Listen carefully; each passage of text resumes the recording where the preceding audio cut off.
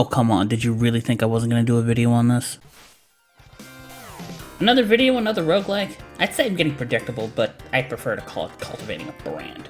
Marketing spiel aside, this time I'm going to be looking at Shovel Knight Dig, the latest game by Yacht Club Games developed in collaboration with Nitro. It's the latest game in the Shovel Knight series and the one that's piqued my interest the most since Shovel of Hope, and the reason for that is because it's a roguelike.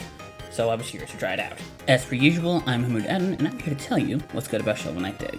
The basic setup is as such. One night, while he's catching some sleep at his campfire with his gigantic bag of loot, Shovel Knight gets jumped by the dastardly Drill Knight, who steals his loot and drills underground, with Shovel giving chase almost immediately afterwards. What follows is repeated attempts to get Shovel Knight his loot back, while some interestingly weird shit going on at the same time.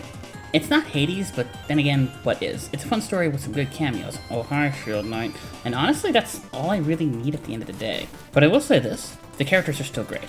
Shovel Knight himself is still as wonderfully boisterous as ever, still jumping into adventure with the recklessness of a bull charging on a street filled with fine china. And the Hexxcavators, the villains of the piece, are also fantastically over the top, Drill Knight in particular. Before we move on, can I talk about how fucking pretty this game is? It feels like a natural evolution of the NES-style sprite work that was done in Shovel of Hope, but not chained by those technical restraints. It looks more 32-bit, and it's possibly some of the best sprite work I've seen in a video game in the last few years. I love what Nitro has done with it. But now for the meat and potatoes of the video, the systems and structure. Shovel Knight Dig, for the most part, plays like the original Shovel Knight game. From the jumping, to the pogoing, to the slashing, it's all there and it feels just as good as it does in the original game. The main difference here is that you can dig down.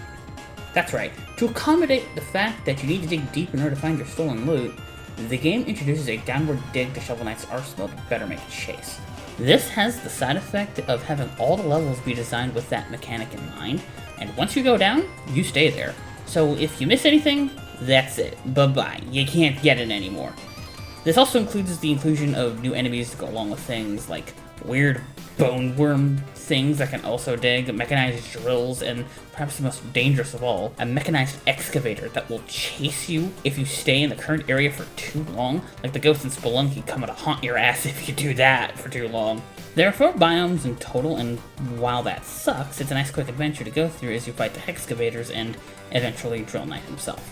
While the actual mechanics of the gameplay are solid and still hold up super well, the meta progression is unfortunately a bit basic. As to be expected, you get a majority of your item unlocks from traveling shopkeeper Chester, aka one of my favorite shopkeepers in all of video games. He's got the stash if you got the cash, but personally I found his inventory a bit underwhelming. Look, I'm not expecting the things to be on the power level of Hades or Dead Cells, but some of the stuff Chester was carrying was of the I forgot I had this variety. The armor system is still great though, and each one provides a unique bonus, like the gold armor, which is incredibly pretty, incredibly expensive, and also useless. And the red armor, which is the more practical function of giving you more health and taking back more gems after run-ins in exchange for not being able to pick up as many gems while you're in the midst of a run. You can also buy shortcuts to deep receptions of the well from Wesker, an individual who's so shady that he makes Chester seem like he's on the up and up. Normally I'd not be on board with this, but the cost of the shortcuts is so low that you'd be a sucker if you didn't take them if you wanted to save time. All of these mechanics come together to make what feels like to me a roguelike of 2 halves. You have one half that's a great playing game that is absolutely doing its best to test your skills in a way that feels consistent and fair, and the other half that feels like it's only doing enough to keep you engaged on a meta level and relies on the former to do the heavy lifting. And this isn't bad, it's just that after playing a lot of these games over the years, I'm kind of used to there being more meat on the bones, if that makes any sense.